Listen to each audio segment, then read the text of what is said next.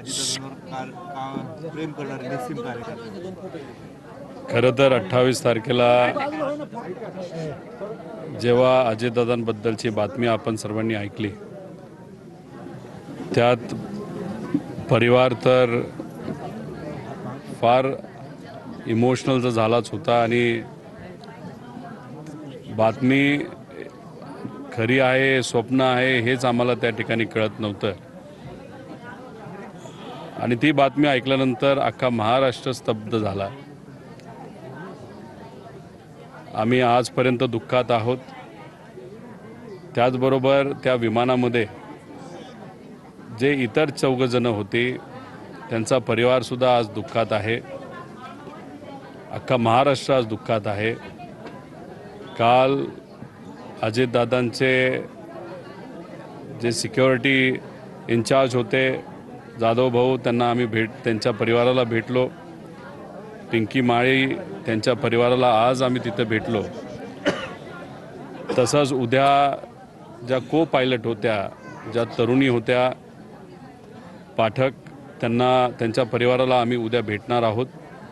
आणि हे होत असताना आम्हाला काही दिवसांपूर्वी कळालं की सुधाप्पा बोडके हे साहेबांचे आणि अजितदादांचे अतिशय जवळचे कार्यकर्ते, कट्टर कार्यकर्ते. खूप वेळा साहेबांना दादांना भेटले असतील असं नाही, पण साहेबांनी आणि दादांनी जे काही शेतकऱ्यांसाठी, कष्टकऱ्यांसाठी, युवांसाठी, महिलांसाठी जे कुठले निर्णय घेतले, त्या निर्णयांमुळे ते पवार परिवारावर तिथं प्रेम करत होते. 28 तारखेला जेव्हा बातमी त्यांना कळाली अजितदादांची, त्यानंतर त्यांना अस्वस्थ वाटायला लागलं. घरी आले, त्यांनी अस्वस्थता वाढत गेली. हॉस्पिटलकडे ते निघाले आणि दुर्दैवाने त्या हॉस्पिटलच्या शेवटच्या पायरीवरच त्यांचं दुःखद निधन झालं. हे बातमी ऐकल्यानंतर हार्ट अटॅक त्यांना तो आला आणि त्याच्यातच ते गेले. इतकं प्रेम पवार परिवारावर, अजितदादांवर, साहेबांवर त्या ठिकाणी ते करत होते. मग आज इथे येऊन त्यांच्या परिवारांचं सांत्वन करणं, आम्ही दुःखात आहोत पण हा परिवारसुद्धा दुःखात आहे. पवार परिवार तर आमचा परिवार आहे, पण त्याच्याचबरोबर महाराष्ट्रातला प्रत्येक व्यक्ती आणि राष्ट्रवादी परिवारातले सर्व कार्यकर्ते आमचा परिवार असल्यामुळे इथं येणं आमच्या सर्वांसाठी महत्त्वाचं होतं. मी इथं आलो, त्यांच्याशी चर्चा केली, सांत्वन केलं आणि मग त्या परिवाराशी बोलून त्यांच्या काही अडचणी तिथं ऐकून घेतल्या, समजून घेतल्या. येत्या काळामध्ये आम्ही सर्वजण संपर्कात राहू. दादांचं अपघाती निधन झालं. रुपाली पाटीलचं म्हणणं आहे की ह्या अपघाताची चौकशी झाली पाहिजे. अनेकही काही नेत्यांकडून अशी प्रतिक्रिया येते. नाही, त्याबद्दल मी एक पत्रकार परिषद काही दिवसानंतर घेईलच. बरेच काही डिटेल्स आहेत. त्या डिटेल्स आपल्या सर्वांसमोर आणि तुमच्या माध्यमातून लोकांसमोर नक्कीच मी त्या ठिकाणी आणेल.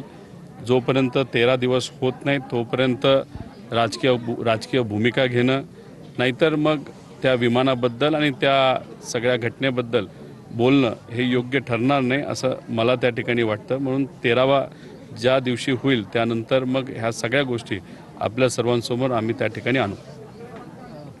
राष्ट्रवादी काँग्रेस एकत्र येणार अशा चर्चा आहेत.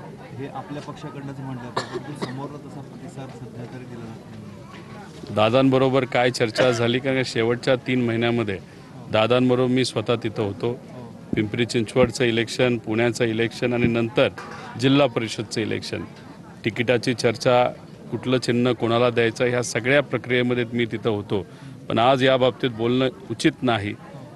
दुःखाचा काळ हा आयुष्यभर त्या ठिकाणी राहणार आहे.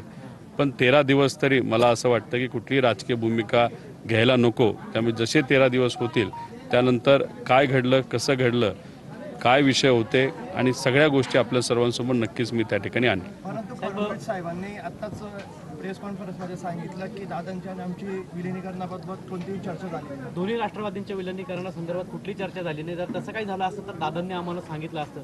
जो पवार साहेबांनी दावा केला तो खोडून काढला एक प्रकारे. ठीक आहे, त्यांनी तिथं वक्तव्य केलं.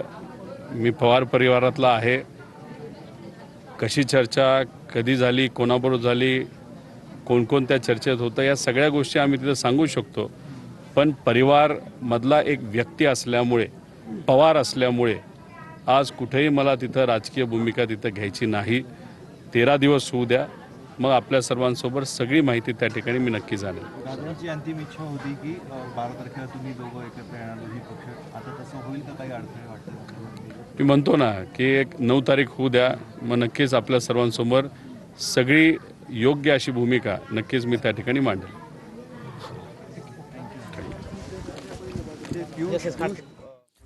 रोहित पवार यांची प्रतिक्रिया.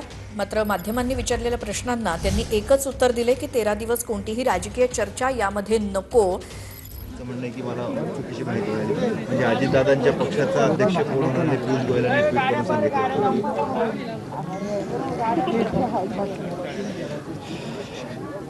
सुरुवातीपासून म्हणजे जेव्हा दुर्दैवी ही घटना घडली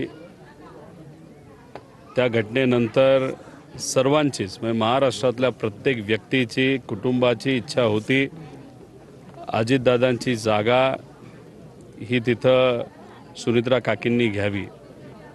तसं ते घडलं आहे. आता हे घडत असताना भाजपचे एक मोठे नेते पियुषजी गोयल यांच्याकडनं बोलत असताना चूक झाली का, कुठंतरी एखादी गोष्ट ते सहजपणे बोलून गेले. आता उद्या काय होतंय, नंतर काय होतंय हे आपल्या सर्वांना बघावं लागेल. पण त्याबद्दल आज कुठेही बोललं गेलं नाही असं पाहिजे असं मला वाटतं. थोडे दिवस जाऊ द्या, 13वा होऊ द्या, मग या बाबतीत सगळ्या गोष्टी आपण त्याच्यावर चर्चा करू शकतो. कालच्या शपथविधीला पण खूप घाई झाली असंही महाराष्ट्रातून सर्वसामान्यांची प्रतिक्रिया येते. आपल्याला तसं वाटतं आपला परिवार पूर्णपणे दूर होत आहे यासाठी? तो पक्ष वेगळा आहे.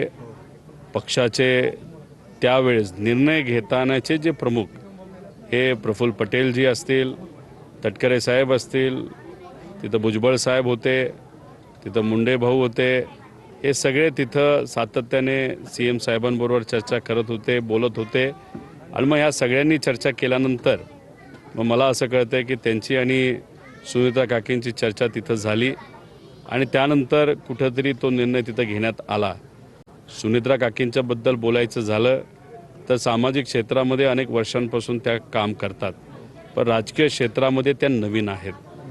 तिथं कुठलाही राजकीय निर्णय घेत असताना आज त्या नवीन असल्यामुळे जे कोणी तिथं इतर अनुभवी नेते आहेत त्यांचं कदाचित त्यांनी तिथं ऐकलं असावं. पण शेवटी ही राजकीय भूमिका आहे. त्यामुळे पवार परिवाराला आत्ता ठरवलेलं आहे की 13 तारखेपर्यंत कुठलीच राजकीय भूमिका तिथं घ्यायची नाही. त्यामुळे जोपर्यंत 13वा होत नाही तोपर्यंत आम्ही या परिस्थितीवर राजकीय भूमिकेतून कुठेही तिथं वक्तव्य करणार नाही असं आहे. शपथविधीसाठी पवार कुटुंबातलं कोणी नव्हतं, पार्थ पवार सोडले तर तिथं कोणी नव्हतं असं एक जे आहे ते म्हटलं जाते का, त्यामुळे त्या ठिकाणी कोणी उपस्थित नव्हतं? ते मला एकतर शपथविधी होणार होती हे कोणालाच तिथं माहीत नव्हतं हे पवार साहेबांनी स्पष्ट तिथं केलेलं आहे. आणि बारामतीमध्ये लाखो लोक हे पवार परिवाराला भेटण्यासाठी येत होते. त्यामुळे मी असेल, पवार साहेब असतील, सुप्रियाताई असतील, श्रीनिवास दादा असतील, युगेंद्र असेल, पार्थसुद्धा बारामतीमध्ये तिथं उपस्थित होता. आम्ही सर्वजण लोकांना तिथं भेटत होतो आणि अशीच अपेक्षा होती की जोपर्यंत सर्व